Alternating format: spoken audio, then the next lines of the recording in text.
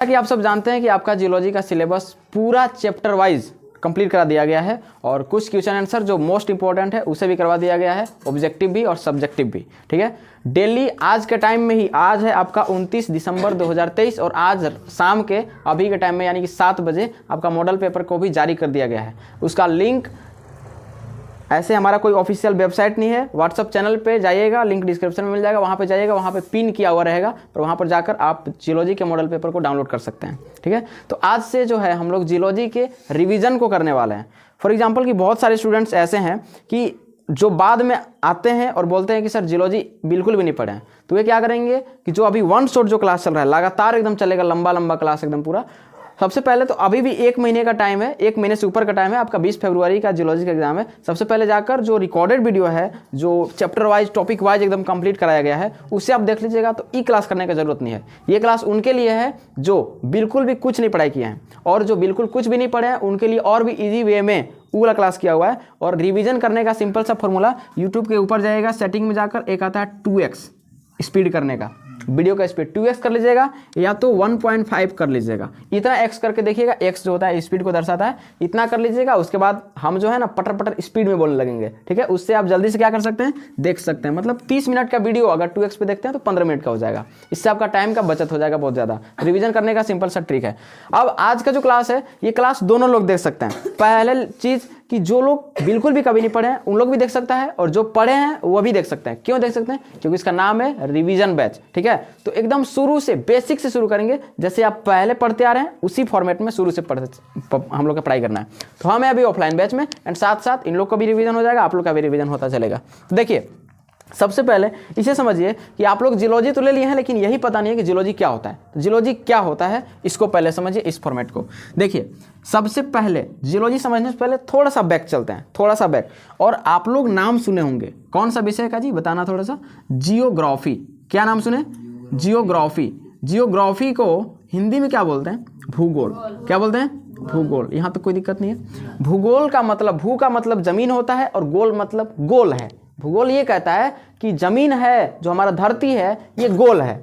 बस 11th class के geology में, जब आप 11th में होंगे तो वहाँ पर अगर आपने मेरा वीडियो देखा होगा तो उसमें टोटल चीज़ हम लोग एक एक चीज़ का, जैसे नदी, झील, हिमनद, ठीक है, ये सब अलग अलग करके पढ़ाए थे, क्योंकि वहाँ पे हमें एक एक भागों के बारे में, एक एक स्थलाकृतियों के बारे में पढ़ना था। बट यहाँ पे ऐसा नहीं है, यहाँ पे पूरा दुनिया का, पूरे ब्रह्मांड का ही रचना करना है। ठीक है, तो वो टॉपिक धीरे धीरे आएगा, लेकिन सबसे पहले हम लोग समझ लेते हैं जियोलॉजी क्या है। तो हमने बता दिया जियोग्राफी। अब बोलेगा कि सर साइंस का टॉपिक है, आर्ट्स में कहाँ लेकर जा रहे हैं? ये सही बात है कि ये किसका टॉपिक है? आर्ट का टॉपिक है। आर्ट का मतलब होता है कला। क्या होता है? कला होता है। ये कि पृथ्वी गोल है, बस ये बोल दिया कि क्या है भैया, पृथ्वी गोल है। तो अब जियोलॉजी कहाँ से आ गया? देखिए, ज्योग्राफी को हम 4 भागों में मुख्यतः बांटते हैं। कितने भागों में बांटते हैं? 4 भागों में बांट देते हैं। सबसे पहला चीज़ कि अगर आप जियोग्राफी को बहुत बेहतर स्टडी करेंगे ना, कारण जानेंगे ना, साइंस में हम लोग क्या पढ़ते हैं? क्यों और कैसे। क्या पढ़ते हैं? क्यों और कैसे। क्यों निर्माण हुआ और कैसे निर्माण हुआ, ये सब चीज़ यहाँ पे पढ़ते हैं, पूरा चीज़। ठीक है, जैसे आप पत्थर देखते हैं, पत्थर आप पढ़ लियो, हाँ ये पत्थर है जियोग्राफी में। ठीक है, बस बता दिया कि इसको क्या कहते हैं? पत्थर। उस पत्थर का निर्माण कैसे हुआ, ये चीज़ कौन बताएगा? जियोलॉजी। तो सबसे पहले आता है हमारे पास एस्ट्रोनॉमी। क्या आता है? एस्ट्रोनॉमी। यानी कि ज्योग्राफी का 4 मुख्य पार्ट होता है, जिसके बारे में हम पृथ्वीवासी स्टडी करते हैं। सबसे पहला आता है एस्ट्रोनॉमी, और इसको हिंदी में बोलते हैं खगोल विज्ञान। क्या बोलते हैं? खगोल विज्ञान। ठीक है, कोई दिक्कत नहीं यहाँ तक। अब आता है दूसरा नंबर पे, 2 नंबर वाले को हम लोग बोलते हैं जियोलॉजी। क्या बोलते हैं? जियोलॉजी। जियोलॉजी को हिंदी में बोलते हैं भूविज्ञान। क्या बोलते हैं? भूविज्ञान। कोई दिक्कत यहाँ तक? चलिए आगे। तो आगे वाले को हम लोग बोलते हैं, एक जो आता है, एक को बोलते हैं वर्ल्ड जियोग्राफी। क्या बोलते हैं? World geography. जियोग्राफी ना, और एक आता है इंडियन जियोग्राफी। एक क्या आता है? इंडियन जियोग्राफी, यानी कि भारतीय भूगोल। क्या आता है? भारतीय भूगोल आ जाता है। तो 4 मुख्य पार्ट में हम लोग बांट दिए, लेकिन आपको सिर्फ मतलब किस तरह रखना है वो बताते हैं। वर्ल्ड जियोग्राफी तो आप भूल जाओ, पहले भारतीय जियोग्राफी भूल जाओ। हाँ, स्ट्रक्चर जब बताएंगे तो मैप दिखा दिखा कर पढ़ा देंगे। ऐसे देखिए तो चारों का यूज होने वाला है। ठीक है, लेकिन ये एस्ट्रोनॉमी जो है ना, ये भी आर्ट्स में ही चला जाता है। लेकिन अगर इसका डीपली स्टडी करोगे तो इसका डीपली स्टडी करने के लिए एस्ट्रोनॉमी वाला जो टॉपिक है, जैसे मान लीजिए कि तारा पढ़ना है, तो तारा का निर्माण कैसे हुआ, ये पूरा डीप में। एक चीज याद रखिएगा, क्वेश्चन आंसर पे नहीं मरना है ना, मरना नहीं है क्वेश्चन आंसर पे कि सर क्वेश्चन आंसर खाली दीजिए, ऐसा नहीं करना है, क्योंकि आप लोग हम देख रहे हैं बहुत तड़प है। सिर्फ क्वेश्चन आंसर का, वो लेकर कुछ नहीं कर पाइएगा, ठीक है। तो खगोल विज्ञान, खगोल विज्ञान में क्या पढ़ेंगे, पूरे ब्रह्मांड का रचना पढ़ना है, पूरे ब्रह्मांड का जो जो मेन पॉइंट्स है उसके बारे में हम बताते हैं यहाँ पे। मेन पॉइंट की जो हमारा ब्रह्मांड है, पहला क्वेश्चन बताइए, ब्रह्मांड की उत्पत्ति के पीछे एक सिद्धांत है, ब्रह्मांड की उत्पत्ति के पीछे एक सिद्धांत है, उस सिद्धांत को क्या बोलता है। अगर कोई पूछेगा कि ब्रह्मांड की उत्पत्ति कौन से थ्योरी, मतलब ये हमें बताता है कि ब्रह्मांड की उत्पत्ति कैसे हुआ, ये हमें कौन सा थ्योरी बताता है, ये बताता है बिग बैंग। क्या बताता है, बिग बैंग। चूंकि हम लोग रिवीजन कर रहे हैं, तो रिवीजन कर रहे हैं तो हम सिर्फ पॉइंट बता देंगे, उतना एक्सप्लेन नहीं कर पाएंगे, ठीक है। जब एक्सप्लेनेशन वीडियो चाहिए तो वहां पे वो अपलोड किया जा चुका है। बिग बैंग हो गया ना जी। क्या होता है बिग बैंग, इसमें क्या होता है कि बड़े बड़े जो निहारिका होते हैं, बड़े बड़े जो पदार्थ होते हैं आपस में टकराते हैं, जिससे सब चीज़ों का अलग अलग फॉर्मेशन होता है।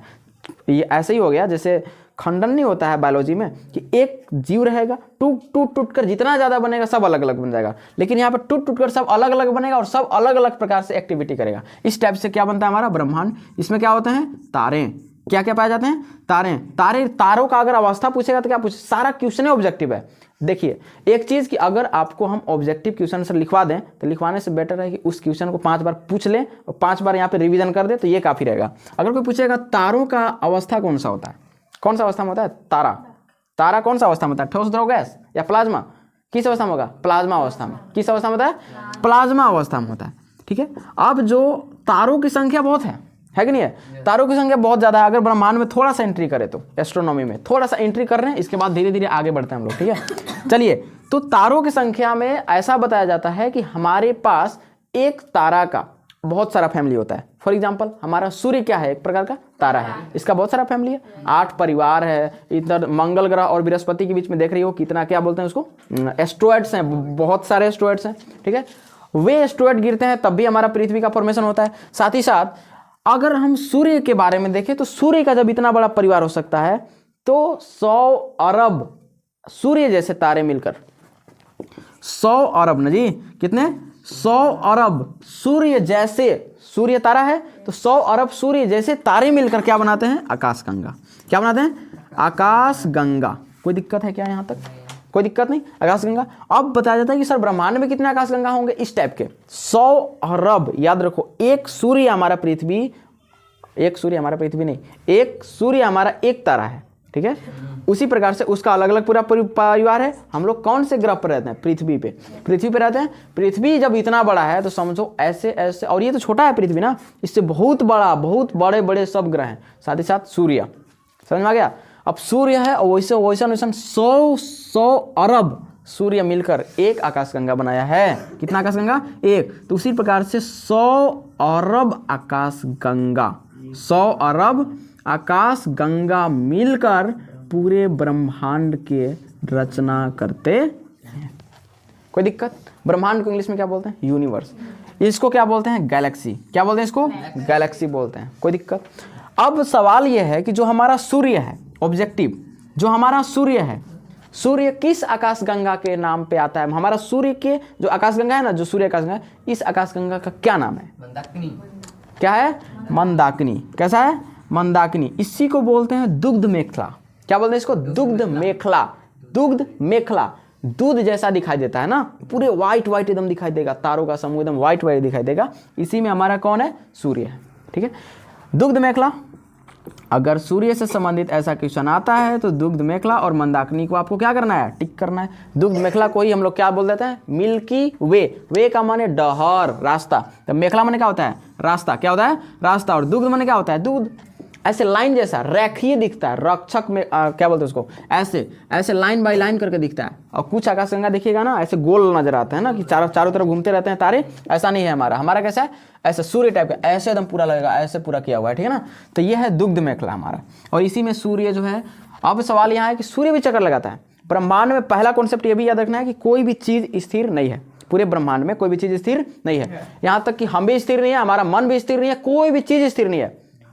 अब जो 10th तक हम पढ़ते हैं या 10th से पहले जो पढ़ते हैं उसमें यह बताया जाता है कि सूर्य एक स्थिर पिंड है, लेकिन यहाँ पे पूरा ये गलत है। सूर्य स्थिर पिंड नहीं है, सूर्य भी चक्कर लगाते रहता है। चक्कर किसका लगाता है, तो मंदाकिनी एंड दुग्ध मेखला जिसको कहते हैं, इसी का चक्कर लगाता है। ठीक है, उसी में वो क्या करते रहता है, राउंड अप करते रहता है, राउंड अप करते रहता है। ठीक है, अब ये कितना पूछेगा ये सब नहीं पूछेगा, क्योंकि ये ग्राफ में वो ज्योग्राफी में पढ़ना है। यहाँ पे सिर्फ आपको स्टेप दे रहे हैं और कौन सा ऑब्जेक्टिव ज्यादा पूछ सकता है वो हम दे रहे हैं यहाँ पे। ठीक है, अब वो चक्कर लगा रहे हैं। अब जब वो चक्कर लगा रहे हैं तो क्या ग्रह चक्कर नहीं लगाएंगे? अब हम लोग पहले ऐसे पढ़े थे, यहाँ पर भैया सूर्य है, ये सूर्य हो गया और इसके चारों तरफ ऐसे है, सब इसी का चक्कर लगाता है, राउंड अप। अरे नहीं होता ऐसा। 3D जानते हो 3D, ये यहाँ पे ना ये ऐसे ऐसे घूमते घूमते घूमते घूमते सबका चक्कर लगा रहा है पूरा, कोई स्थिर नहीं है। सूर्य भी यहाँ पे स्थिर नहीं है। आगे समझे? अब चलिए आगे बात करते हैं। अब सवाल यह है कि सर ये वाला हादसा कब हुआ? हादसा तो नहीं है बोलेंगे, क्योंकि ये हादसा नहीं, अच्छा चीज हुआ है ना, अच्छी घटना है। ये कब हुआ, यानी कि ब्रह्मांड का निर्माण कब हुआ? सवाल पूछा ना, ब्रह्मांड का निर्माण कब हुआ? ठीक है, तो अप्रोक्स कितना बजा? 13.7 अरब साल पहले। अरब साल पहले। कोई दिक्कत है क्या? ब्रह्मांड का फॉर्मेशन कब होता है? 13.7 अरब साल पहले। कोई दिक्कत नहीं आता? पूरा रिवीजन कर लेना, कोई टॉपिक ऐसा नहीं होगा, या जो आपके पास जो नोट्स जो हम पढ़ाए होंगे तो जो आप बोर्ड पर से लिखे होंगे उसमें भी एक भी अलग से नहीं देंगे। 13.7 अरब साल पहले ब्रह्मांड उत्पत्ति के पीछे का थ्योरी क्या है? Big bang. वस्तुएं टकरा टकरा कर फूट फूट कर नया नया चीज बनाया है। ठीक है, तारों का अवस्था कौन सा है? प्लाज्मा। एक आकाशगंगा में अप्रोक्स कितने अरब तारे रहते हैं? 100 अरब। 10 अरब नहीं, 100 अरब। ठीक है, कितने अरब आकाशगंगा मिलकर एक ब्रह्मांड बनाते हैं? अप्रोक्स 100 अरब। 100 गुने 100 कर दो, बहुत नामुमकिन है बताना। ठीक है, इसीलिए इनको एक लाइन में हम लोग असंख्य बोल देते हैं। क्या बोल देते हैं? असंख्य बोल देते हैं। अब आते हैं जियोलॉजी का टॉपिक। अब किसका टॉपिक आता है हमारा? जियोलॉजी। देख लीजिए, इसको मिटा दें। ओके, चलिए देखिए यहाँ पे अब आता है यहाँ पे क्या चीज? जियोलॉजी। अब देखिए जियोलॉजी के पीछे का साइंस क्या कहता है। जियोलॉजी, जियो माने धरती। यहाँ देखो ये जियो का मतलब भी क्या होता है? धरती। और ये जियो का मतलब क्या है? धरती। कोई दिक्कत? ये धरती का ग्राफ बता रहा है, और लॉजी का मतलब होता है मैया साइंस। क्या होता है? साइंस। ये धरती का ग्राफ बता रहा था, ज्योग्राफी में चला गया। ग्राफ किस में पढ़ते हैं? आर्ट्स में पढ़ते हैं। नक्शा किस में पढ़ेंगे? साइंस में कि आर्ट्स में? आर्ट्स में पढ़ेंगे, चूंकि ऑलरेडी ग्राफ हमारा बन चुका है। अगर इसके एक एक स्ट्रक्चर, एक एक जगह, इस पूरे चीज के बारे में पढ़ेंगे, साइंस लगाएंगे, उसी को तो बोलते हैं जियोलॉजी। जियो माने धरती।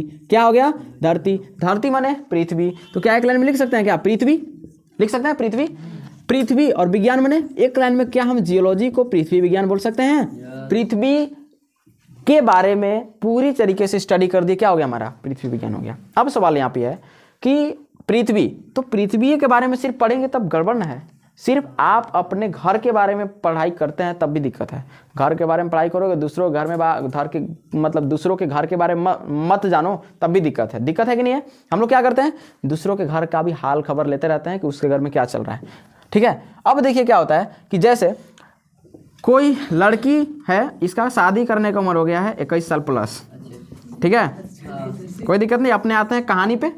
ठीक है, अब एने से ढेलुआ, मंगरुआ, बुधना, बुधनी, मंगरा, मंगरी सब जाते हैं इसको देखने, रिश्ता पक्का करने।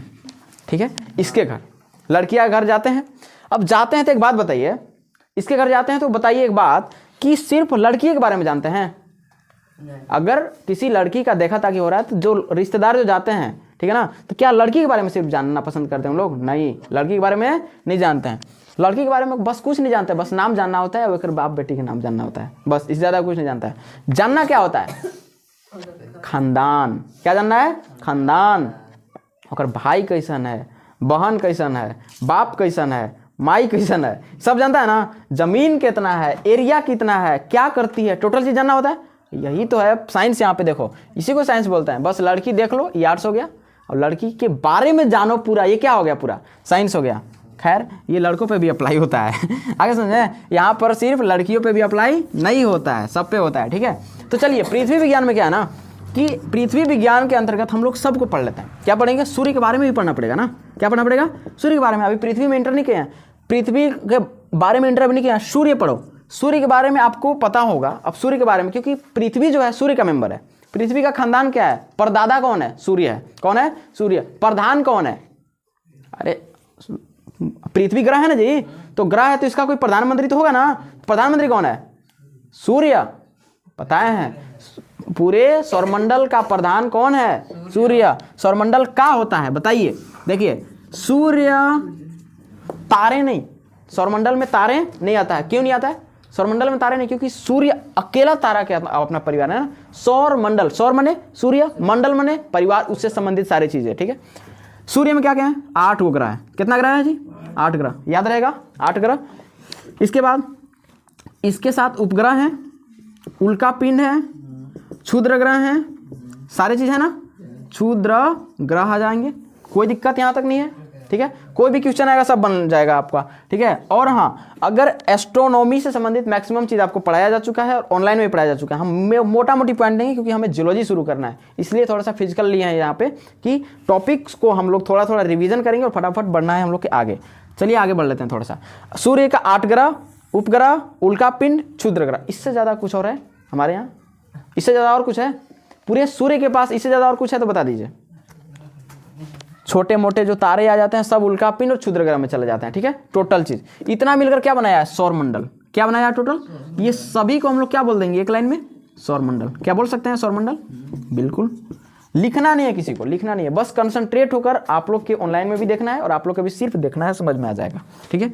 अब चलिए सूर्य के बारे में थोड़ा सा जानते हैं, उसके बाद पहले परदादा से स्टार्ट करते हैं। लड़की देखने जा चुके हैं हम लोग। तो सूर्य का सतह होता है, जैसे पृथ्वी का सतह होता है ना, उसी प्रकार से सूर्य का भी सतह होता है। तो सूर्य का जो सतह होता है, सूर्य के सबसे बाहरी सतह का स्टडी हम लोग करते हैं, सूर्य के अंदर में स्टडी नहीं करते हैं। तो सूर्य के सबसे बाहर के जो सतह होता है ना, उसका नाम पता है आप लोग को? क्या? कोरोना नाम है। क्या नाम है? कोरोना। ये सवाल पूछ सकता है, इंपॉर्टेंट है। कोरोना को कैसे बोल सकते हैं? बहुत तंग किया है, ठीक है। तो सूर्य के सबसे बाहर का जो सतह है ना, उसे क्या कहते हैं हम लोग? कोरोना।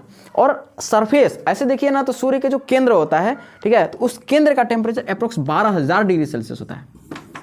12,000 डिग्री सेल्सियस होता है। लेकिन हमें केंद्र नहीं पढ़ना, हमें पढ़ना है क्या चीज? लाइट आता है तो लाइट बीच से नहीं आता है हमारे यहाँ, सरफेस से आता है। सूर्य के 3-4 भाग होते हैं, ठीक है ना। सबके बारे में यहाँ डीपली स्टडी नहीं करना है। कोरोना, तो कोरोना जो सरफेस है, सूर्य के सबसे ऊपरी भाग को कहते हैं कोरोना, और उसी कोरोना का टेम्परेचर होता है अप्रोक्स 6,000 डिग्री सेल्सियस। समझ आ गया?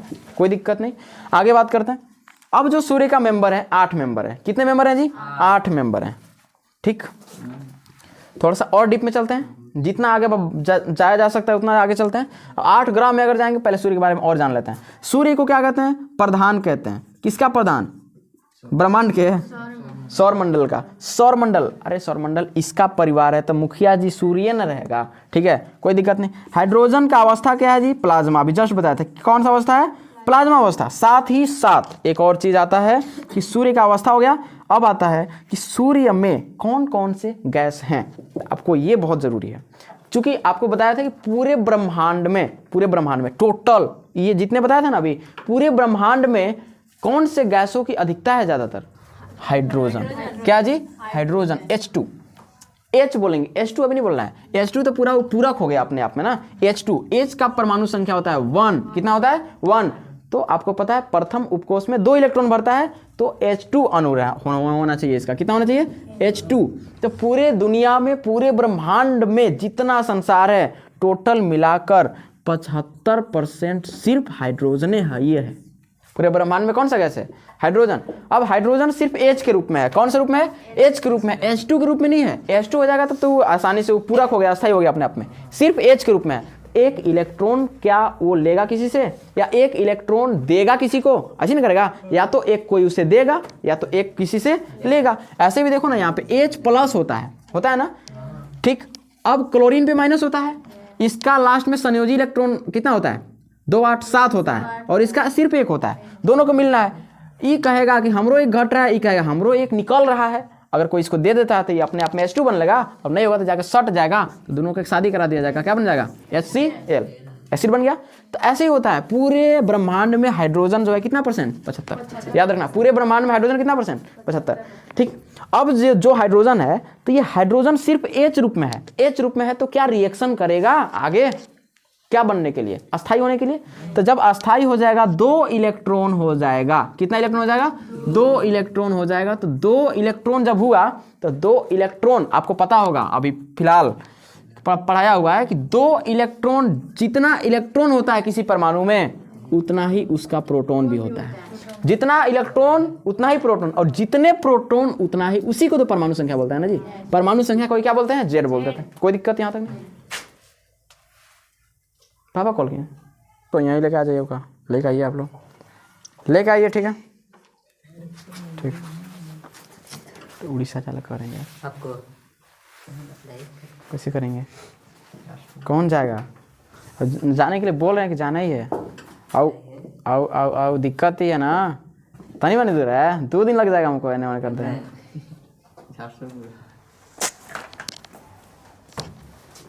चलो क्या पढ़ा रहे थे, क्या बोले थे? सूर्य प्लाज्मा है। हाँ जी, देखिए कि जितना इलेक्ट्रॉन होता है उतना ही प्रोटॉन होता है किसी परमाणु में। अब जितना प्रोटॉन उतना ही जेड, उतना ही जेड, और जेड क्या डिनोट करता है, परमाणु क्रमांक। अब एक बात बताइए कि अगर एच था, सिर्फ एच था, तो उसका लास्ट में इलेक्ट्रॉन कितना था, एक था। अगर एच रिएक्शन करके 2 कर लिया, पूरित हो गया अपने आप में, तो क्या बन जाएगा, हीलियम। तो क्या हम लोग बोल सकते हैं कि सूर्य में जो तत्व है ज्यादातर हाइड्रोजन है एंड हीलियम है। H2 नहीं लिखना है, क्या लिखना है, सिर्फ H लिखना है। क्या लिखना है, H। कोई दिक्कत? तो ये जो होता है प्लाज्मिक अवस्था में, हाइड्रोजन रिएक्शन करने के लिए आग पकड़ लेगा और हीलियम अस्थायी रहेगा, इसीलिए इसका अवस्था बना हुआ है कौन सा अवस्था, प्लाज्मा अवस्था। अगर कोई पूछेगा ब्रह्मांड में कौन सा 2 तत्व है जो सर्वाधिक मात्रा में, सबसे नंबर 1 में कौन सा हो जाए, हाइड्रोजन। प्राथमिक तत्व उसे कहते हैं ना, पूरे केमिस्ट्री का क्या कहते हैं, प्राथमिक तत्व किसे कहते हैं, हाइड्रोजन को कहते हैं। समझ आ गया? चलिए आगे बात करते हैं। अब आ गया 8 ग्रह। कितना आ गया हमारे पास, 8 ग्रह। मिटा दे इसे, ओके ठीक है बाबू, 8 ग्रह। तो एक एक ग्रह के बारे में इसी जगह पे एक्सप्लेन कर देते हैं। हालांकि फिगर नहीं बनाएंगे, फिगर बनाने में दिक्कत हो जाता है बहुत ज़्यादा ना, फिगर बनाएंगे लंबा चौड़ा जाता है फालतू। चलिए देखिए यहाँ पे इतना में ही हम कवर करने का प्रयास करते हैं। देखिए यहाँ पे हमारा है सूर्य, सबसे पहला सूर्य हो गया। सूर्य के एकदम सटा हुआ कौन सा है, बुध। भाई उसके बाप के बारे में जान गए, परदादा के बारे में, और सब बेटा के बारे में जानो, सिस्टर के बारे में जानो, टोटल चीज। नंबर 1 पे कौन आता है, बुध। कौन आता है, बुध। पहला चीज ये याद रखिएगा ना कि बुध जो होता है सूर्य से सबसे नजदीक ग्रह है, सबसे नजदीक ग्रह। तो क्या हो जाएगा, सूर्य का सबसे नजदीक ग्रह कौन है, बुध हो गया। क्या इसके पास उपग्रह होगा, जल्दी जल्दी बताइए, फटाफट रिवीजन, सुपर फास्ट। क्या इसके पास उपग्रह है, नो। ठीक है, कोई दिक्कत नहीं, बस इससे ज्यादा अब इससे कुछ नहीं पूछेगा। एक और पूछ सकता है, क्या चीज, यह सौरमंडल का सबसे छोटा ग्रह है, सौरमंडल का सबसे छोटा ग्रह, इससे छोटा कोई है ये नहीं है, सबसे छोटा ग्रह है। कोई दिक्कत है क्या? अब क्या आता है हमारा शुक्र, क्या आता है बुध के बाद तुरंत, बुध को इंग्लिश में मरकरी बोलते हैं। क्या बोलते हैं, मरकरी। सबसे नियरेस्ट एकदम प्लेनेट कौन सा है हमारा, बुध हो गया। और सबसे स्मॉलेस्ट कौन सा हो गया, मोस्ट स्मॉलेस्ट प्लेनेट ऑफ हमारा सोलर सिस्टम कौन सा हो जाए, मरकरी हो गया। ठीक है, अब क्या आ गया, शुक्र। क्या आ गया, शुक्र। जल्दी बताइएगा, शुक्र को इंग्लिश में क्या बोलते हैं, वेनस। क्या बोलेंगे, वेनस। ठीक है, कोई दिक्कत? वेनस के पास कौन सी गैस की मात्रा अधिक है, ये दूरी के हिसाब से दूसरा ग्रह है, सूर्य के दूरी के हिसाब से कौन सा ग्रह है, दूसरा ग्रह है। कोई दिक्कत? ये कौन सा ग्रह है, दूसरा। फटाफट बोलो रहे, स्पीड में आगे। अब एक चीज आता है कि इसमें कौन सा तत्व जो है बहुत ज्यादा है। क्या यहाँ पे वायुमंडल है, तो यस यहाँ पे वायुमंडल है, लेकिन कौन सा तत्व ज्यादा है, यौगिक तत्व नहीं बोलना है, क्या बोलना है, यौगिक। या एक लाइन में बोलिए, गैस है। कौन सा गैस है यहाँ पे, CO2। कितना है, तो 98 से लेकर 99% तक क्या है आपका, सिर्फ कार्बन डाइऑक्साइड। अब आपको पता है कार्बन डाइऑक्साइड का नेचर कैसा है, नेचर गर्म होता है। कैसा होता है, गर्म होता है, प्लस में क्या होता है, भारी होता है। क्या होता है, भारी। समझ आ गया? तो गर्म है तो ज्यादा, अगर किसी पदार्थ में मान लो कि 99% तक है, तो अगर इतना गर्म रहेगा तो क्या करेगा, चमकेगा कि नहीं चमकेगा। साथ ही साथ ये क्या करता है ना, कार्बन डाइऑक्साइड, इसमें इसका जो नेचर है, असलियत बताते हैं केमिस्ट्री के हिसाब से, कि सूर्य के प्रकाश को अवशोषित करता है। क्या करता है जी, अवशोषित, यानी कि खींचेगा लेकिन निकलने नहीं देगा। अवशोषित तो कर लिया, लेकिन भारी गैस है ना, तो चिप के रखा है उसको अंदर में ना, बस अपने ग्रह में खींच लिया सूर्य की रोशनी को, और उसको निकलने नहीं दे रहा है। अवशोषित कर लिया लेकिन निकलने नहीं दे रहा है, तो क्या होगा, हाँ बिग बैंग हो सकता है। बिग बैंग निकलने ही नहीं देगा ना, कैसे बिग बैंग हो जाएगा। डेंसिटी दिन प्रतिदिन उसका डेंसिटी क्या हो रहा है, ज्यादा। ऊर्जा का डेंसिटी क्या हो रहा है, ज्यादा। तो ऊर्जा का डेंसिटी जब ज्यादा हो जाएगा, पूरा हीट रहेगा, पूरा और हीट रहेगा। अरे एक रोटी अगर फुलाते हैं तो रोटी में कौन सा गैस पड़ता है, रोटी पकाने के बाद फूलता है ना, दूसरा बार पलटने के बाद है ना फूलता है, दूसरा बार कि तीसरा बार रहे? दूसरा। अरे हाँ, फुलाने वाले को है। तो रोटी जब फूलता है तो उसके अंदर में कौन सा गैस भरता है? Carbon dioxide. याद रखिएगा, ये भी एक जीके है ना, कार्बन डाइऑक्साइड गैस भर जाता है। अब उसमें आप गलती से ई वाला 2 उंगलियां डाल दीजिएगा में, कैसा लगेगा? पक जाएगा, पक जाएगा, फोड़ा उठ जाता है, होता है ना। इसका मतलब कि कार्बन डाइऑक्साइड क्या है उस जगह पे? ज़्यादा है। अब बताओ कि पूरे ग्रह पर कितना है रे? 99% है। समझो कितना गर्म होगा, ठीक है। और प्लस में भारी भी है तो भारी भी हो जाएगा, प्लस में गर्म भी है, गर्म भी है। अब ज़्यादा गर्म चीज़ है तो इसीलिए इसको बोलते हैं चमकीला ग्रह। क्या कहते हैं? चमकीला ग्रह। जब ज़्यादा चमकेगा तो पहले ही दिखाई दे देगा, रात होने से पहले ही दिखाई दे देगा, तब शामवा का तुरंत दिखाई दे देगा, बड़े मानी के। उसको बोलते हैं इवनिंग स्टार। शाम के दिखाई देगा तो क्या बोलेंगे? इवनिंग स्टार, सांझ के तारा, ठीक है, संध्या तारा, इसी का नाम है इवनिंग स्टार। ओके, कोई दिक्कत नहीं। अगर शाम हुआ तुरंत देखा तो सुबह तुरंत होगा तो पहले कौन दिखेगा? शुक्र। तो इसीलिए इसको बोलते हैं मॉर्निंग स्टार। क्या बोलते हैं? Morning star. इसको प्रभात तारा या सुबह का तारा या भोर का तारा कहते हैं, ठीक है। अब एक बात बताइए, क्या ये सच में स्टार है? क्या ये सच में स्टार है? क्या ये सच में स्टार है?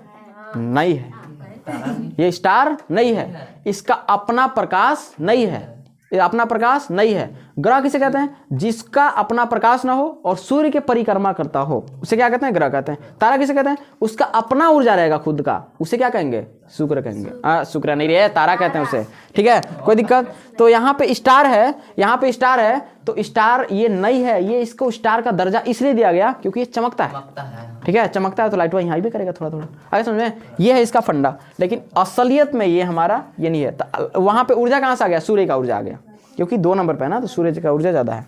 तीसरे नंबर पे बारे में ही हमें पढ़ना है। तीसरे नंबर के बारे में क्या करना है? हमें पढ़ना है। तो तीसरे नंबर पे कौन आता है बाबू? पृथ्वी। कौन आता है? पृथ्वी। लेकिन पृथ्वी के बारे में हम नहीं पढ़ेंगे। क्यों नहीं पढ़ेंगे? क्योंकि यहाँ पे जियोलॉजी है, उसके लिए विषय पढ़ा है। पहले लड़की पे आएंगे, पहले लड़की के बारे में तो जाने, ठीक है। तो लड़की के बाद कौन सा ग्रह आता है?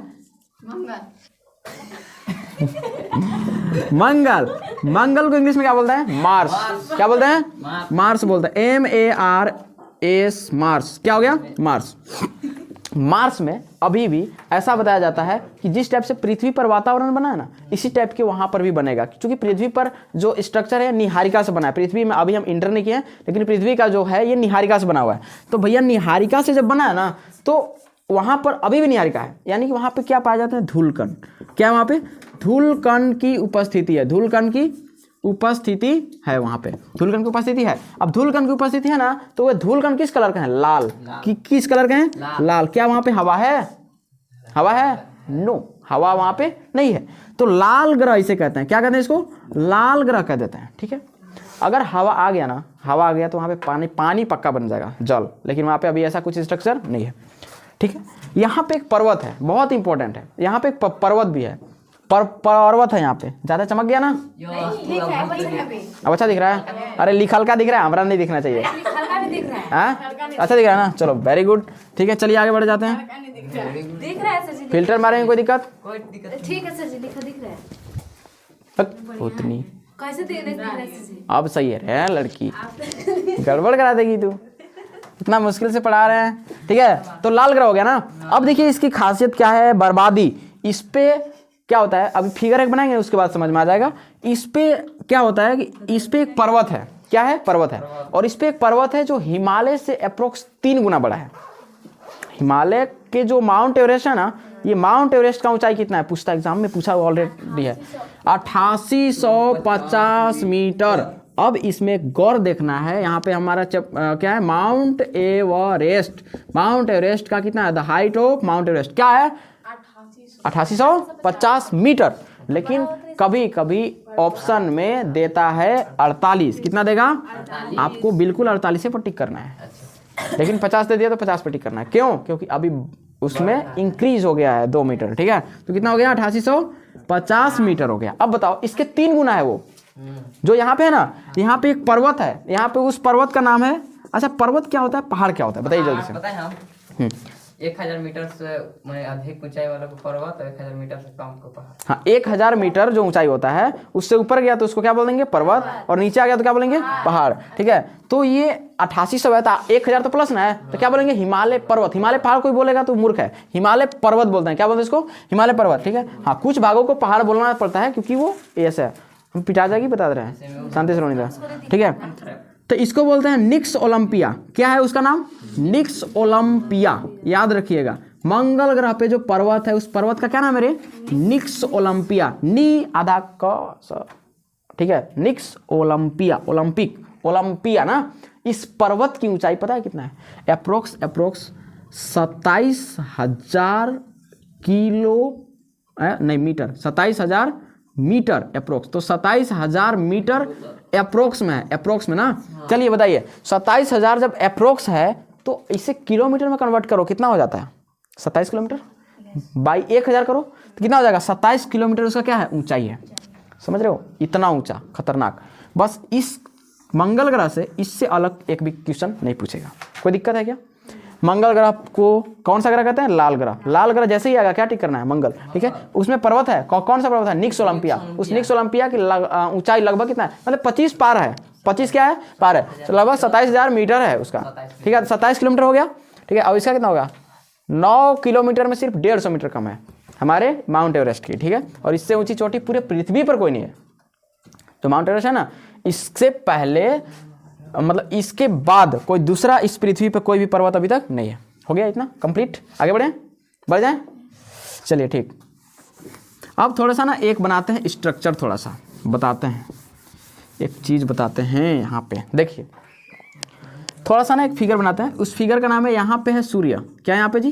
सूर्य। यहाँ पे जस्ट सामने था बुध, यानी कि मार्स लिख देते हैं यहाँ पे। ठीक है, और इसी जगह पे है शुक्र, यानी कि वेनस लिख देते हैं। यहाँ पे है पृथ्वी, इसको अर्थ लिख देते हैं। ठीक है, और यहाँ पे है मंगल, छोटा इससे, तो इसको क्या बोलेंगे? मार्स बोलेंगे, MA बोल देते हैं, मार्स। ठीक है, और इसके बाद यहाँ पे है दीवार। क्या यहाँ पे? दीवार।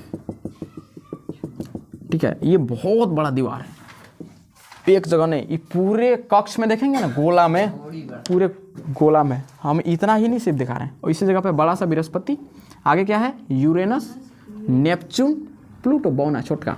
ठीक है, उसको भी नहीं छोड़ना, जियोलॉजी में सब पढ़ना होता है। ठीक है, सबके बारे में। मान लो किसी को अपने घर से निकाल दिए, क्यों निकाले? प्लूटो को निकाल दिया ना, कौन गलती था वगैरह कि उसको अपना घर से निकाल दिया, उसको भी पढ़ना है। शनि बकी रह गया क्या रे? ठीक, कोई बात नहीं, इसको यहाँ डाल दो। ठीक है, मतलब ऐड कर दिए हैं ऐसे ही समझने के लिए। तो देखिए, मंगल ग्रह के बाद पाया जाता है उल्का पिंड। क्या पाया जाता है जी? उल्का पिंड बहुत ज़्यादा मात्रा में पाया जाता है, बहुत ज़्यादा, करोड़ों करोड़ में क्या पाया जाता है? उल्का पिंड पाया जाता है। समझ आ गया? अब क्या है कि सूर्य के लाइट को, सूर्य का लाइट तो निकलेगा ना यहाँ से, मंगल तक पढ़ लिया हम लोग। सूर्य के लाइट को इससे आगे जाने ही नहीं देता। सवाल पूछता है, सवाल ये पूछेगा, सौर मंडल में इंटरनल प्लैनेट्स की संख्या कितनी है? 4। इंटरनल माने इस उल्का पिंड के अंदर में सूर्य के नजदीक कितने हैं? 1 2 3 4। तो इंटरनल प्लैनेट कितना? 4। कौन कौन से हो गए जी? बुध, शुक्र, पृथ्वी, मंगल। क्या क्या हो गया हमारा? मंगल। ये क्या हो गया? इंटरनल प्लैनेट हो गया। ओके, इसमें अगर आगे बढ़ते हैं तो क्या होता है इसमें आगे कि आगे देखो तो यहाँ पे आ गया बृहस्पति। क्या आ गया? बृहस्पति, शनि। सीरियल से बोल रहे हैं ना, यहाँ से सीरियल से बोल रहे हैं हम, अपने कक्ष के अनुसार, बढ़ती हुई कक्षा के अनुसार। बृहस्पति, शनि, अरुण और वरुण और प्लूटो। ठीक है, ऐसे। तो इसको बोलते हैं एक्सटर्नल प्लैनेट, यानी कि बाहर के ग्रह इसको बोलते हैं। और इसको क्या बोलते हैं? अंदर के ग्रह। इसको बोलते हैं आंतरिक ग्रह जी। क्या बोलते हैं? इंटरनल प्लैनेट इसे बोलते हैं। कोई दिक्कत? एक्सटर्नल प्लैनेट में प्लैनेट्स की संख्या कितना है? 4। इसमें कितनी है? 4। हाँ, उसको ग्रह की श्रेणी से निकाल दिया ना, तो मर थोड़े ना गया है, ये है बस, घर से बाहर कर दिया है। तो ऐसे 4 लेना है, उसको नहीं गिनना है अभी, उसके बारे में स्टडी किया जाएगा ना। तो उल्का पिंड देखो, अब सवाल यहाँ पे है कि सर पृथ्वी पर तो समझ में आता है कि जो अस्त्राकृति बना ये उल्का पिंड गिरने से हुआ, पृथ्वी पर आएंगे तो बताएंगे। लेकिन और ये खासकर 11th में पढ़ना था पूरा स्ट्रक्चर। अब मंगल ग्रह पे है तो मंगल पे 25 किलोमीटर का ऊंचा कैसे बना दिया पर्वत वहां पे? एक बात बताओ, इधर तो बीच में कोई उल्का पिंड नहीं था, कोई था क्या? कोई उल्का पिंड था? बीच में कहाँ उल्का पिंड है? मंगल और बृहस्पति के बीच में है ना। तो सवाल पूछेगा उल्का पिंड कहाँ पाए जाते हैं? तो मंगल और बृहस्पति के बीच में। हो सकता है 12th में काम ना करे, 11th में काम ना करे लोगों को, लेकिन कंपटीशन लेवल में जाओगे ना, पूरा एक एक चीज़ को निचोड़ पढ़ना पड़ेगा। मंगल और बृहस्पति के बीच में क्या पाया जाता है? उल्का पिंड, बहुत ज़्यादा पाया जाता है। अब जो है बृहस्पति ग्रह जो है ना, बृहस्पति, ये उसको अपनी ओर अट्रैक्ट करके रखा है। इधर से सूर्य भी खींचना चाहता है लेकिन नहीं खींचाएगा, क्योंकि ई लगभग कम होगा इससे। अगर समझ में ये, तो ये बृहस्पति का मानना है कि मेरे पास जब इतना परिवार है तो हम अपने आप में एक सूर्य हैं। बृहस्पति का कहना है हम अपने आप में क्या है? एक सूर्य हैं। अगर समझ में, एक चीज़ और कि सूर्य की लाइट इस उल्का पिंड से उधर बिल्कुल नहीं जाती, तो एने का रंग काला हो जाता है। क्यों नहीं जाती? क्योंकि यहाँ पे दीवार है। सूर्य का लाइट जो है इधर बृहस्पति, शनि, अरुण, वरुण, प्लूटो के पास नहीं जाती। अब कहाँ से लाइट आती है? तो बताया थे उल्का पिंड के पास खुद का प्रकाश होता है, क्योंकि ये एक तारों का ही टुकड़ा होता है। इसीलिए ये कहता है कि हम अपने आप में तारा हैं। क्यों? क्योंकि इसी उल्का पिंड में से जो उल्काएं होती है ये उधर प्रकाशित करती है, बहुत कम मात्रा में, क्योंकि सूर्य इतना रोशनी कोई नहीं अभी दे सकता है ना, तो इन लोग बहुत कम मात्रा में, तो उधर आपको अंधेरा दिखेगा। ठीक है, सौरमंडल का अगर फिगर आप इंटरनेट पे भी देखते हैं तो इधर अंधेरा दिखेगा, इधर लाइट दिखेगा। क्यों लाइट दिखेगा? क्योंकि यहाँ। अब एक बात बताइए, अब आते हैं थोड़ा सा बृहस्पति पे। ठीक है, यहाँ से बृहस्पति का जब ग्रह बन रहा था, क्योंकि सब ग्रह का थोड़ा सा फॉर्मेशन धीरे धीरे हुआ है ना। जैसे पृथ्वी का उम्र हम लोग कितना बताते हैं? 4.6 बिलियन ईयर। ठीक है, इतना बोल देते हैं। अब ये जो है ये उसको खींचा नहीं तो ये अनकंट्रोल हो गया। अगर ये मान लो कि बृहस्पति का निर्माण हो ही रहा था तो ये उसके ग्रेविटी के संतुलन में हमारा उल्काएं मतलब ये नहीं हुआ था, तो ये जो उल्का पिंड था ये गिरा मार्स पे सबसे पहले। अगर ये गिरेगा तो कहाँ गिरेगा? हम बोले थे ये सीरियल से नहीं है, 3D में घूमते रहता है हमेशा आगे पीछे। हम सीरियल से लिखे हैं दिखाने के लिए सिर्फ। ठीक है, ये घूमेगा तो मंगल पे सबसे ज्यादा चोट मारेगा कि नहीं मारेगा? हुमस के मारेगा कि नहीं? एक तमाचा पहले इसको, पृथ्वी को मारना चाहेगा तो पहले इसको लगेगा कि इसको लगेगा? पहले इसको लगेगा। अगर सामने ही आ गया तो एक अपना ढाया मानी गिरेगा, एकदम डायरेक्ट तो गिरेगा। तो क्या कर दिया? फाड़ दिया पूरा मंगल को और निकाल दिया बड़का मानी के पर्वत। उसको क्या बोलता है? निक्स ओलंपिया। समझ आ गया? अब अगर मंगल इस साइड में होता और पृथ्वी सामने आ जाती तो सब पृथ्वी पे गिरता। ठीक है, तो पृथ्वी पर उल्का पिंड, इसको बताएंगे बाद में अभी। ठीक है, पृथ्वी पे आएंगे तब। अब आता है बृहस्पति। अगर बृहस्पति जो है ना, सूर्य का एक चक्कर 12 साल में लगाता है। एक चक्कर कितने बार में लगाता है? 12 साल में। अगर बृहस्पति नहीं होता तो ये कहाँ जाता? उल्का पिंड ये जाता कहाँ जाता? पता चला पृथ्वी का स्ट्रक्चर नहीं बना होता। पृथ्वी का स्ट्रक्चर नहीं बना होता तो मार मार के सबके टुकड़ा करता। सूर्य खींचता कि नहीं? अरे देखो, अगर ई वाला ग्रह नहीं रहता, ये सबसे बड़ा है ना, बृहस्पति सबसे बड़ा ग्रह होता है, अगर ये नहीं रहता तो शनि अपनी ओर एक आध दूगो खींचता, तानी मानी खींचता। अरे मान लो 1 करोड़ हम बोल रहे हैं, कम से कम 50,000 खींच लेता अपनी तरफ, और बाकी सब कौन हरास में ये सब कौन खींच लेता? सूर्य खींच लेता। जब सूर्य खींचता तो इसका कोई अस्तित्व रहता? नहीं। तो एक चक्कर कितना बार में लगाता? कितना साल में लगाता है? 12 साल में एक सूर्य का चक्कर लगाता है। आगे समझ में? बृहस्पति। ठीक है, अब एक चीज समझिए कि अगर बृहस्पति और हम लोग के अगर कोई एहसान कर देता है या कोई हमारा कोई उदारता वाला काम कर देता है, कोई हमारा उपकार कर देता है, तो हम उसकी उपकारता को नहीं भूलते हैं। भूलते हैं क्या? कोई अगर हमारा हेल्प कर दिया हमारे बुरी मुसीबत में, हम उसको नहीं भूलते हैं। ये क्या था? ये तो हेल्प नहीं किया इसको सबको। तो पृथ्वीवासी जो हैं, इस बृहस्पति के रेस्पेक्ट में कुछ करना होगा ना पृथ्वीवासी को, क्योंकि बाकियों पर तो जीवन नहीं है, इस पे जीवन है। सूर्य का टेम्परेचर से लहर के मर जाएगा यहाँ से। ठीक है, और ये खुदे गर्म है अपने आप में। ठीक है, फूलल रोटी इसको कहो एक लाइन में, फूलल रोटी है ना, जाएगा जल जाएगा। ये मार्स में अभी धूले कण है, यहाँ पे हवा कुछ ये नहीं है, और गिरेगा तो यहाँ से कभी उलट के मार देगा ना, कोई गारंटी नहीं है। अगर देखो यहाँ पर अगर जीवन अगर गया, मंगल ग्रह पे अगर कोई इंसान गया और रह रहा है, कब यहाँ से एक उल्का पिंड छटक के नहीं गिर जाएगा? कोई गारंटी है? पता चला मर गया जाते जाते, तब किस होगा? और उल्का पिंड का कोई स्पीड तय नहीं होता, जितना स्पीड में ग्रेविटेशन टूटा लेके चला जाएगा।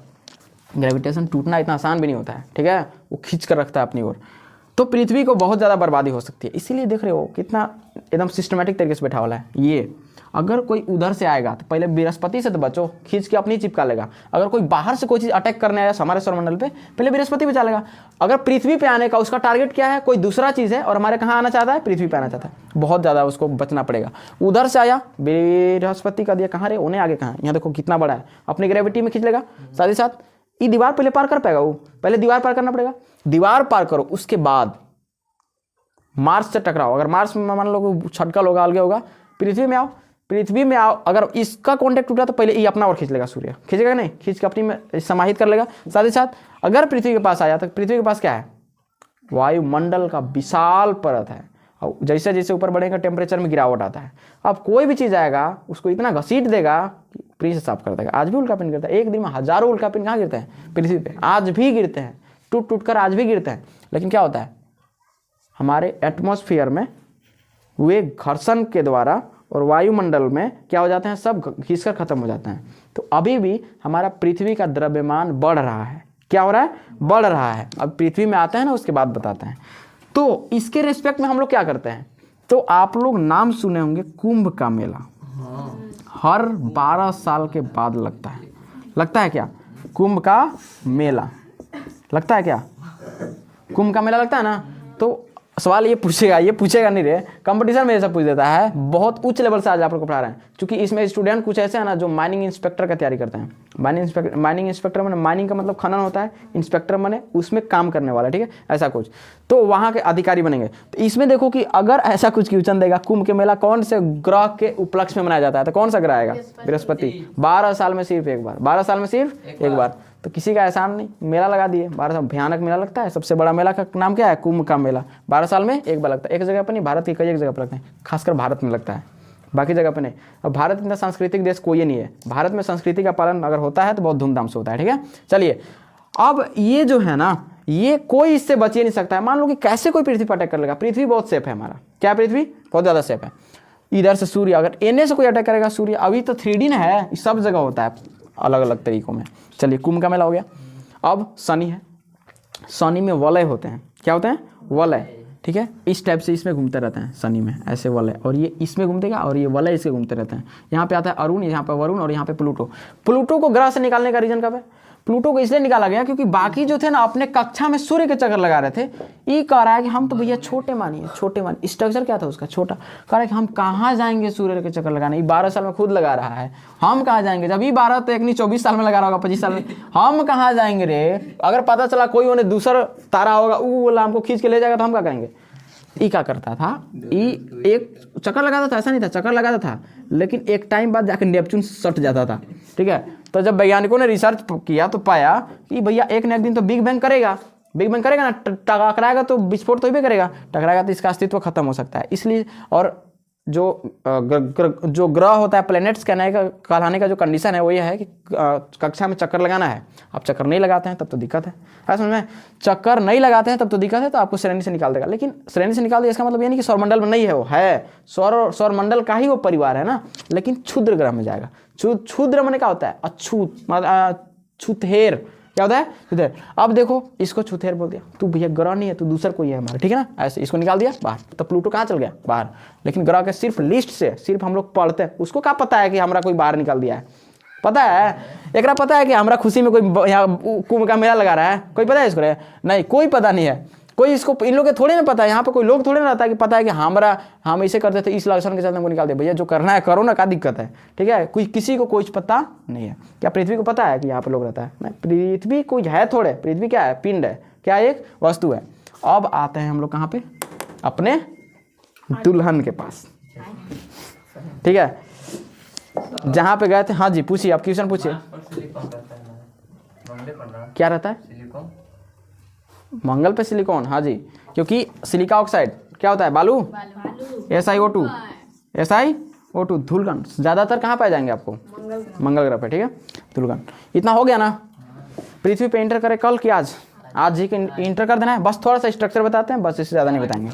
अब कल से तारा का टेम्परेचर बता दिए ना जी। अगर मध्य बिंदु में जाइएगा कोई भी तारा का, तो अप्रोक्स 10 से 12-15 हज़ार के अप्रोक्स में मिलेगा। वो किसी का फिक्स नहीं होता है। कोई तारा छोटा भी है, कोई बड़ा भी है, तो किसी का फिक्स नहीं कर सकते। कोई बड़ा है तो प्रकाश उसमें अलग होगा, ठीक है। और अगर सूर्य की बात करें तो हम लोग सिर्फ कोरोना पढ़ते रहे। अभी जो हमारा क्या आदित्य L1 जो लॉन्च हुआ था PSLV का, वो कोरोना को जांच करेगा। कि किसको जांच करेगा? सिर्फ सरफेस को, उसके अंदर में कैसे जा पाएगा। अब बहुत 15 लाख किलोमीटर तक जाएगा यहाँ से। सूर्य के पृथ्वी से दूरी कितना है? 15 करोड़ किलोमीटर है। बता रहे हैं, 15 करोड़ नहीं है, 14 करोड़ 98 लाख, उल्टा मत बोलो जी, 96,000 किलोमीटर है यहाँ से सूर्य की दूरी। पृथ्वी से सूर्य की दूरी कितना है? 14 करोड़ 98 लाख 96,000 किलोमीटर। कितना घट रहा है? 4 अगर हज़ार मिलाते हैं तो 99 लाख हो जाएगा। तो 1,04,000, कितना घट रहा है 1,04,000। तो इसको राउंड फिगर में हम लोग कितना लेते हैं 15 करोड़। तो देखो 15 करोड़ ऊपर नहीं जा पाएगा ना, कोई भी तू कितना भी बड़ा पिंड लॉन्च कर दो लेकिन वहां तक 15 करोड़ नहीं जा पाएगा। तो वो जाएगा कितना दूर, सिर्फ यहाँ से 15 लाख किलोमीटर। कहाँ जाएगा 15 लाख किलोमीटर, वहां पर ही रुका रहेगा और वहां से एब्जॉर्ब करेगा, फोटो खींच के इसरो के पास सेंड करेगा यहाँ पे। ठीक है, नाम क्या था रे, आदित्य, क्या नाम था, आदित्य L1 जो कि PSLV है। कोई दिक्कत, ये सूर्ययान, चंद्रयान नहीं, क्या है ये सूर्ययान। अभी समुद्रयान अभी आने वाला है। ठीक है, समुद्रयान आएगा तब पता चलेगा समुद्र की गहराई कितना है। इसरो है ना, कुछ भी कर देगा। साइंस का पावर, आर्ट्स का पावर नहीं है। आर्ट्स बस इतने बता सकता है धरती गोल है, लेकिन धरती असली में गोल है। अभी बताते हैं धरती कैसन है, अभी धरती में आ रहे हैं, उसके बाद लिखना है। क्या हो गया, चलिए। तो ऑनलाइन वाले क्या हाल चाल, आप लोग की तरफ तो देख भी नहीं रहे भाई साहब। ठीक है, एक ही बात है, रिवीजन करते रहना है। ठीक है, और आज थोड़ा सा जैसे फिजिकल जियोलॉजी हम इतना डीपली नहीं पढ़ाए थे, ये थोड़ा सा हम सब में चल गया। एस्ट्रोनॉमी भी थोड़ा सा बता दिए, इधर बता दिए, सौरमंडल भी, सोलर सिस्टम सब बता रहे हैं। अभी इंटर कर रहे हैं जियोलॉजी, अभी जियोलॉजी का नहीं बता, अभी एस्ट्रोनॉमी बता रहे थे। अब इसमें आना है। ठीक है, वर्ल्ड ज्योग्राफी, ये जहाँ जहाँ जो इंपॉर्टेंट होगा उसको बता दिया जाएगा। ये हमारा ब्रांच नहीं, हमारा ब्रांच ये है। 1 महीना में हम इसको कवर करेंगे, डेली इसी टाइम क्लास करना है। हो गया जी बेटा, चलो ओके। अब चलिए कहाँ पे आना है जी, पृथ्वी। कहाँ आना है, पृथ्वी। कोई दिक्कत, चलिए। तो पृथ्वी के बारे में हमें पढ़ना है। और क्या पढ़ना है जी, पृथ्वी। पृथ्वी के बारे में देखो क्या होता है ना, सूर्य के सामने से एक बड़ा सा पिंड गुजरता है। सूर्य के सामने से एक बड़ा सा पिंड गुजरता है, अप्रोक्स सूर्य के ही साइज के। तो सूर्य का टेम्परेचर, वो एक ऐसा पिंड है जिसके पास अपना कोई प्रकाश नहीं होता है। सूर्य के सामने आता है, प्रकाश की वजह से बिग बैंग होकर फूट जाता है। फूटता है तो धूल कण अलग अलग, जिससे ग्रह बट जाते हैं और सब उसी का चक्कर लगाने लगता है। जैसे किसी को एक तमाचा मारती बेचारा घूमने लगता है, परिक्रमा करने लगता है, घूर्णन गति में आ जाता है। आता है कि नहीं आता है? कोई खड़ा है, खींच के मार दिया तो क्या करने लगा, घूर्णन गति करने लगा। वो इसी सूर्य के सामने से गुजर रहा था बेचारा, कि चुपे चुपे चल जाएंगे। सूर्य मारा टेम्परेचर करके एक बार ब्लास्ट। ठीक है, ब्लास्ट हुआ, सब उसी के चक्कर में छोटे छोटे पिंड लगा दिए। उसी को बोलते हैं उल्का पिंड, ग्रह, जितना चीज़ है ना सब उसी का बना हुआ है नेचुरली। आगे समझ में? अब देखो पृथ्वी का खेला। पृथ्वी एक ग्रह है, दूरी के हिसाब से 3 नंबर पे और आकार के दृष्टिकोण से 5 नंबर पे। आकार के दृष्टिकोण से कितने नंबर पे, 5। बहुत ईजी। देखो बाह्य ग्रह में कितना था, 4। सबसे पहला बृहस्पति, शनि, अरुण, वरुण, चारों बड़े हैं पृथ्वी से। तो जितने भी बाहर वाले हैं ना 4 रहेंगे। जितने अब मान लो दूर है तो वो तो मोटिव नहीं करेगा। ठीक है, तुम लोग बड़े बड़े हैं चारों। और इधर इंटरनल में हमारा पृथ्वी आता है, तो इंटरनल में सबसे बड़ा क्या है, हमारा पृथ्वी। ठीक है, तो आकार के दृष्टिकोण से 5वां नंबर पे, और ऐसे सूर्य की दूरी के हिसाब से कितने नंबर पे, 3 नंबर पे। कोई दिक्कत नहीं, एक ग्रह है। इस ग्रह में पानी बहुत ज़्यादा है। पानी क्या है, बहुत ज़्यादा है। वहाँ पे फिगर में देख लो, पानी बहुत ज़्यादा है। अगर इस फिगर को हम दूर से देखें ना तो कैसा नजर आएगा, नीला। तो इसलिए इसे क्या कहते हैं, नीला ग्रह। यहाँ पे जीवन पाया जा रहा है, बाकियों पर नहीं पाया जा रहा था। इसे अद्भुत माना। कैसा ग्रह है बे, इस पे जीवन है, इसको क्या बोलते हैं, अद्भुत ग्रह। क्या कहते हैं, अद्भुत ग्रह। कोई दिक्कत क्या? यहाँ पर पानी कितना होता है, अप्रोक्स 75%। 75%। कौन सा पानी, 75% पानी है, तो पीने के लिए पानी कैसे कम हो जाता है? पेयजल की कमी है हमारे पास। क्या है, पेयजल की पानी है। ये जो पानी है ना, ये खारा है, समुद्री पानी है टोटल। लेकिन एक बात बताइए, अगर इस पूरे पृथ्वी का एरिया देखा जाए पूरे, ठीक है, और पूरे पानी को एक जगह इकट्ठा कर लिया जाए, तो क्या पूरे पृथ्वी पर ये अति हो जाएगा? नहीं, ये पानी जो है पृथ्वी के सरफेस बोल सकते हैं, उस पे पानी है। अगर समझ में, टोटल मिलाकर ये पृथ्वी का सिर्फ 1% भाग को ही ढक पाएगा। इतना बड़ा पृथ्वी पे नहीं, एक मिनट। हाँ, टोटल पानी जो है हमारे पास 75%, जितना पानी आपको ग्लोब में नक्शा में दिखता है, वो टोटल पानी को अगर इकट्ठा किया जाए तो पता है पूरे पृथ्वी का सिर्फ 10% भाग को क्या कर सकता है, ढक सकता है। बाकियों को नहीं रख पाएगा। मतलब अगर नहीं, क्षेत्रफल नहीं, पूरे पृथ्वी का जो आयतन होता है ना, आयतन रे पूरा मिला के, जैसे एक गोला होता है, अगर ऐसा देखा जाए तो अंदर बाहर टोटल एरिया, ऊपर बाहर संपूर्ण पृष्ठ क्षेत्रफल निकालो, ठीक है, तब जाकर कितना लगेगा, 1। लेकिन हम लोग कहाँ पढ़ते हैं, सिर्फ ऊपर वाला। अंदर वाला पढ़ते हैं क्या? अंदर के बारे में जानते हैं क्या? अंदर में क्या है, नहीं, सिर्फ ये 10% भाग को ढक सकता है। ये शायद इंपॉर्टेंट नहीं है, ये पूछता नहीं है, मतलब लेकिन याद रखिएगा कितना ढक सकता है, 10। क्योंकि देखो अंदर में बहुत सारी चीज़ें हैं। अंदर वाला पानी के बारे में बात नहीं की है। नीचे पृथ्वी का 3-4 लेयर होता है ना। एक होता है ऊपर को कोर बोलते हैं, मेंटल बोलते हैं, ऊपर को सियाल बोलते हैं, क्रस्ट, इसको परपट्टी, नीचे को मेंटल, और थर्ड वाले को क्या बोलते हैं, कोर बोलते हैं। कोर कितना गहरा है पता नहीं है किसी को, आज तक पता है किसी को? कोर कितना डीप में गया है आज तक पता है किसी को? नहीं पता है, वो अनलिमिटेड है। और उसमें क्या है, नीफे उसको बोलते हैं ना जी, क्या बोलते हैं उसको, नीफे। फेरस की मात्रा वहाँ पे बहुत ज़्यादा है। ठीक है, चलिए अब आगे बात करते हैं। अब इसमें और क्या क्या खासियत है जी, बता दीजिए। खासियत क्या है इसमें? हमारी पृथ्वी पर जीवन संभव और यहाँ पर जीने के लिए ना अनुकूल वातावरण मौजूद है। यहाँ पर हमारा वायुमंडल मिलता है, जल मंडल मिलता है, जिसको जीव मंडल का 2 एक लाइन में सब कुछ मिल रहा है यहाँ पे, ठीक है, कोई दिक्कत नहीं। ये सारी चीजें हम लोग क्या करते हैं, सिर्फ जन्म लेना है। जन्म भी धरती से लिए हैं, ठीक है, जन्म भी कहाँ से लिए, इसी पर, मरना भी इसी पे, खत्म भी इसी पे होना है। पूरे एलिमेंट्स में मैच कर जाना है, मिक्स हो जाना है। इसी का हम लोग फॉर्मेशन है। जैसे ग्रह का फॉर्मेशन हुआ उसी प्रकार से हमारा भी फॉर्मेशन हुआ, उसी टाइप से हम लोग और भी फॉर्मेशन करते रहते हैं। तो क्या है, एलिमेंट, पूरा शरीर क्या है हमारा, केमिस्ट्री, ऑर्गेनिक, पढ़ा रहे हैं ना अभी बायोमोलिक्यूल, ठीक है। चलिए आगे देखते हैं। अब क्या है पृथ्वी के बारे में, पृथ्वी के लेयर्स के बारे में देख लेते हैं। पहले चलो पृथ्वी का आकार, क्योंकि ज्योग्राफी कहता है कि गोल है, साइंस कहता है कि नहीं है गोल। कैसे गोल है देखो यहाँ, कोई बोलेगा संतराकार, गोला। सवाल पूछता है कि पृथ्वी का एक्चुअल में आकार क्या है, तो क्या है आकार, गोलाकार, अंडाकार, क्या है? नहीं, ना गोलाकार है। हाँ एक चीज कि अगर नक्शा को या पृथ्वी को दूर से देखा जाए तो नजर आएगी गोला, ठीक है।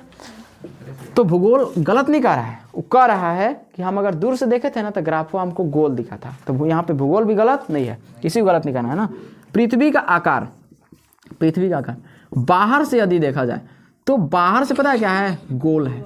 यानी कि आप इस पृथ्वी पर से उड़कर और कहीं दूसरे जगह पर जाइए, पृथ्वी के एरिया में नहीं रहना है। पृथ्वी के एरिया में रहने का मतलब कि आप हेलीकॉप्टर से उड़कर नहीं अंदाजा लगा पाएगा कि गोल है कि क्या है, ठीक है। हवाई जहाज पर से उड़कर नहीं लगा मैं पता लगा सकता हूँ। आपको जाना पड़ेगा अंतरिक्ष में, यानी कि जो गुरुत्वाकर्षण है ना, जहाँ पे पृथ्वी का ग्रेविटेशन काम नहीं करता, उस पृथ्वी का जो बोलते हैं ना कक्षीय बोलते हैं, पृथ्वी का कक्षा, पृथ्वी के कक्षा से आपको निकलना पड़ेगा, दूसरे कक्षा में जाना पड़ेगा, ठीक है।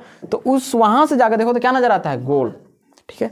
लेकिन अगर आप पृथ्वी पर ही हैं, पृथ्वी पर हैं, तो आप अगर पृथ्वी पर हैं तो किस एंगल से आपको लगता है कि गोल है पृथ्वी? लगता है, लगता है। कुछ शरीर के बोलेगा कि शरीर सर आपका लंबा है, शरीर लंबे बड़ा है, नहीं है, टचकल पचकल सब उठल कने का है, शरीर का हर तरह का स्ट्रक्चर है।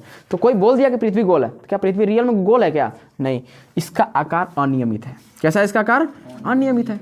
अनियमित, अनियमित को ही यहाँ पे बोलते हैं जियोडियल।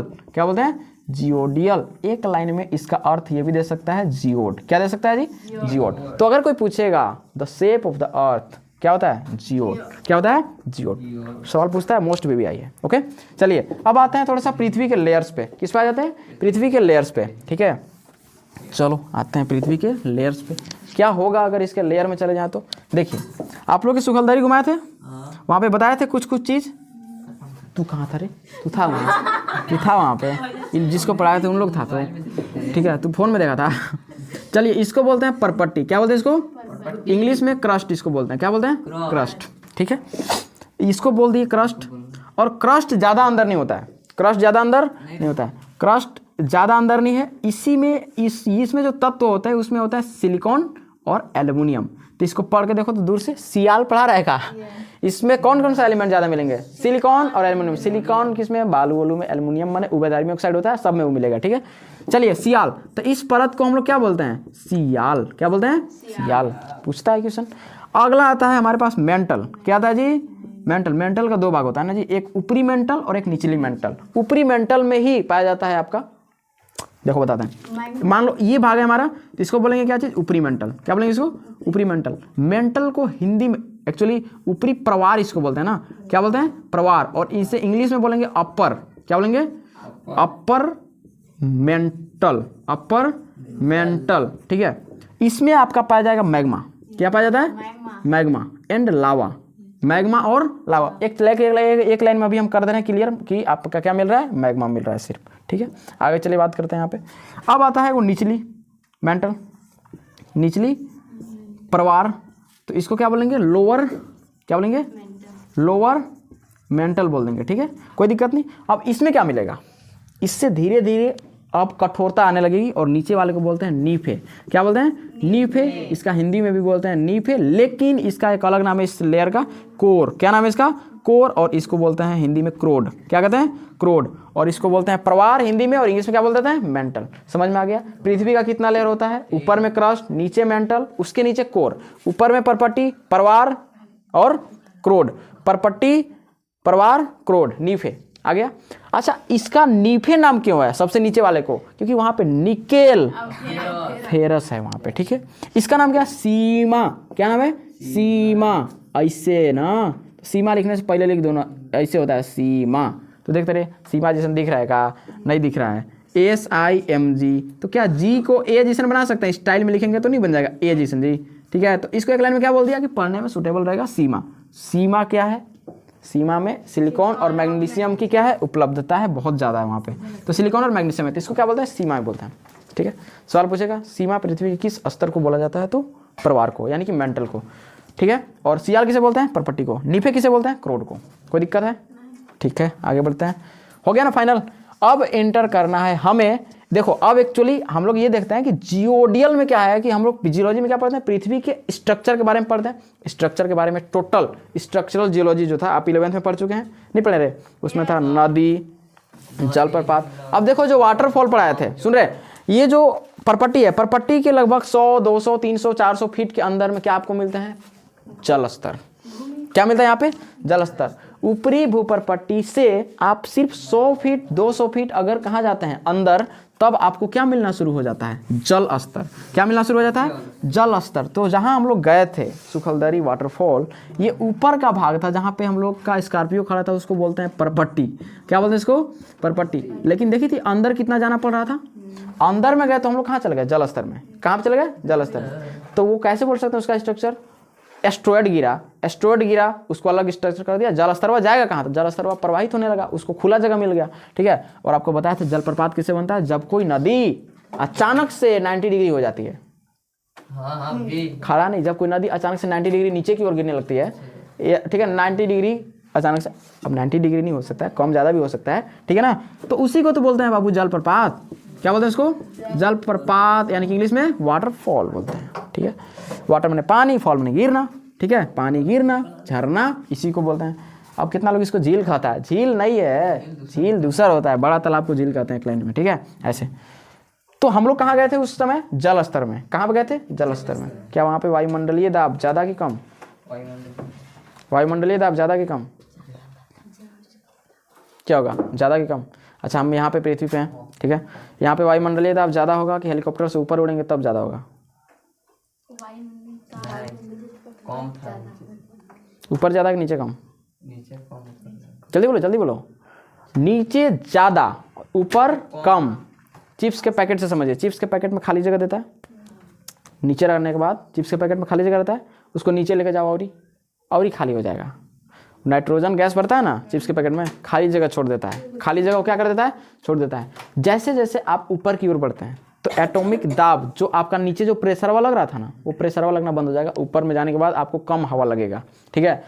तो क्या होता है कि वहाँ पे आपका वो जो जगह है, जो प्रेशर से वो नीचे रहता है, ऐसा मत समझना कि खाली है तो मतलब ये कहता है प्रेशर लगाया है हवा, तब वो जाकर क्या प्रतीत होता है हमें? खाली है। लेकिन अगर वो प्रेशर लगना बंद हो जाए तो पैक हो जाएगा पूरा। क्योंकि एक बात बताइए, अगर टायर है, टायर पर कोई प्रेशर लगा है, अगर मान लो कि कोई मोटरसाइकिल है, हवा कम है उसमें, ठीक है, तो कोई बैठेगा तो धंसेगा टायर। लेकिन अगर उस पर से उसको उतार दो, ठीक है, उसको उतार दो तो क्या हो जाएगा? फूला फूला सा लगेगा कि नहीं? टायर लगेगा ना। ऐसे ही अब क्या होगा कि उसको, जैसे यहाँ पर जो था उस पर वायु का प्रेशर लगा था, किस पे? नाइट्रोजन के गैस वाले भरे हुए चिप्स के थैले में प्रेशर लगा था, जिसके कारण वो पचका हुआ सा लग रहा था ना। लेकिन जैसे ही वो जो दाब था वो हटेगा तो ऊपर जाने के बाद दाब क्या होता है? घटता है। तो ऊपर जाने के बाद फूल जाएगा। हेलीकॉप्टर में हवाई जहाज में लोग लेके जाता है ना चिप्स, फूल जाता है पूरा। क्या हो जाता है? फूल जाता है। तो जाने से पहले पता है क्या करता है? भोंक देता है उसमें, ठीक है, कि जो गैस है क्या हो जाएगा? निकल जाएगा, ठीक है। अब अगर क्या होगा कि नाइट्रोजन के पैकेट में, नाइट्रोजन के पैकेट नहीं रहे, चिप्स के पैकेट में अगर नाइट्रोजन गैस भर दिया जाए और बिल्कुल भी जगह ना छोड़ा जाए धरती पर, यहाँ पर ही, और उसको हेलीकॉप्टर में लेकर चला जाए, फट जाएगा और सब जगह छितरा जाएगा। क्या चीज? क्या हम ऊपर जाने के लिए बोल रहे हैं? जैसे बोले ना कि अगर यहाँ पर हमारे पास कि बीच में जो जगह है, तो बीच में जगह हमें कैसे पड़ देता है? प्रेशर लगाया है ना, इसलिए धंसा हुआ है। अगर वो भोंक के नहीं ऊपर जाएंगे ना तो पूरा हवाया नहीं निकलेगा तो दिक्कत हो जाएगा। अगर बिल्कुल, अगर मान लो नीचे हम यहाँ पे स्थल मंडल पे हैं, नीचे स्थल मंडल पर चिप्स के पैकेट को पैक कर दें पूरा, एकदम बिल्कुल भी जगह नहीं है, उसको दबा रहे हैं, दबी नहीं रहा नीचे। अब उसको लेकर कहाँ चल जाओ? हर बार चलो दिल्ली, यहाँ पे क्या हो जाएगा? दिल्ली जाएंगे तो क्या हो जाएगा? दिल्ली जाते जाते अरे जैसे ही ऊपर जाएंगे तैसे ही ना प्रेशर कम लगने लगेगा, प्रेशर कम लगेगा तो क्या हो गया, फट जाएगा, फट के छितरा जाएगा सब जगह, लो भैया सबके मुंह में भर देगा एक बार रीडायरेक्ट हो जाएगा एकदम अपने से, ठीक है, डायरेक्ट भर जाएगा, मुंह में डालना भी नहीं पड़ेगा, ठीक है ऐसे। और सच में ऐसा होता है, ठीक है, सच में ऐसा होता है। अब देखना कोई वीडियो देखना तो कोई हेलीकॉप्टर बोलता है ना तो उसका चिप्स पे ध्यान देना थोड़ा सा, बाकी चीज़ पे ध्यान मत देना, चिप्स पे ध्यान देना, उसका चिप्स एकदम पैक मिलेगा फुटा हुआ। चलिए आज की क्लास में बस इतना कर देते हैं और नेक्स्ट क्लास में देखो कल से पढ़ेंगे। अच्छा देखो थोड़ा सा और ही आगे बढ़ते हैं। देखिए इसका बहुत सारा ब्रांच होता है। तो सबसे पहला आता है कि जियोलॉजी शब्द का प्रयोग कौन किया था, सवाल पूछा हुआ है, जियोलॉजी शब्द का प्रयोग कौन किया है, रिचर्ड डी बरी ने। कब किया था जी, ये तो कभी जीवन में तुम लोग नहीं बुलाएगा, 1473 ईस्वी में, कोई दिक्कत नहीं ना, 1473 ईस्वी में जियोलॉजी शब्द का प्रयोग किया था इन्होंने। अब इसके द्वारा एक चीज और चीज, इन्होंने ब्रांच में बांट दिया जियोलॉजी को। किस चीज में बांट दिया, ब्रांच में। तो ब्रांच में देखो किस में बांटा, पहले बांटा भू रसायन में, इसको इंग्लिश में बोलते हैं जियो केमिस्ट्री। क्या बोलते हैं, जियो केमिस्ट्री। जियो माने धरती, रसायन माने केमिस्ट्री, ठीक है। तो जियो केमिस्ट्री इंग्लिश हो गया। इसमें हम लोग एक्चुअली पढ़ते हैं लावा एंड मैग्मा के बारे में। किसके बारे में पढ़ते हैं जी, लावा और मैग्मा के बारे में पढ़ लेते हैं। कोई दिक्कत है क्या यहाँ तक, ओके आगे बढ़े। चलिए लावा और मैग्मा के बारे में इसमें हम लोग पढ़ते हैं, कोई दिक्कत नहीं है यहाँ तक, ठीक। क्रिस्टल विज्ञान में क्या होता है कि इसमें मेनली हमें अगर कोई पदार्थ के बारे में पढ़ रहे हैं, खासकर पृथ्वी के, ठीक है, तो पृथ्वी के अगर कोई भी हम पदार्थ के बारे में पढ़ रहे हैं ना, तो यहाँ पर हमें ये पढ़ना होता है कि वो पदार्थ का स्ट्रक्चर क्या है। आप लोग के केमिस्ट्री का पहला चैप्टर में पढ़ाएंगे क्रिस्टल बहुत अच्छे से, कि अगर एक ठोस पढ़ रहे हैं उस ठोस का स्ट्रक्चर क्या क्या हो सकता है, कैसे होता है, पूरा चीज़ पढ़ाए हैं, पढ़ा है ना। क्रिस्टलाभ से लेकर अंतरकाशीय स्थल के बीच में जगह छूट रहा है उसको भी अंतरकाशी बोलेंगे। एक एक चीज़ को पढ़ा दिए, FCC BCC सब कराया हुआ है, ठीक है।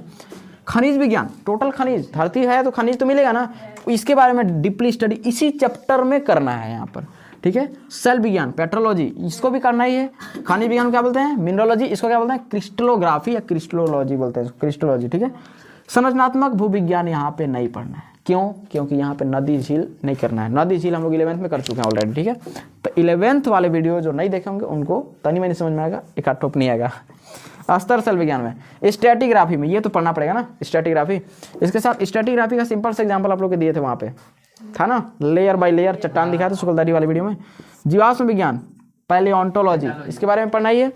आर्थिक भूविज्ञान, ऐसे खनिज जो आर्थिक तरीके से हमारे लिए उपयोगी है उसे क्या कहते हैं, आर्थिक भूविज्ञान। इसमें मेनली हम लोग क्या पढ़ते हैं, खनिजों में उपस्थित धातुओं को पढ़ते हैं, यानी कि इसको हम लोग अयस्क बोल देते हैं। क्या बोलते हैं, अयस्क बोल देते हैं। हो गया, कोई दिक्कत नहीं। अब पढ़ेंगे क्या, कल देखते हैं, कल देखिए ना।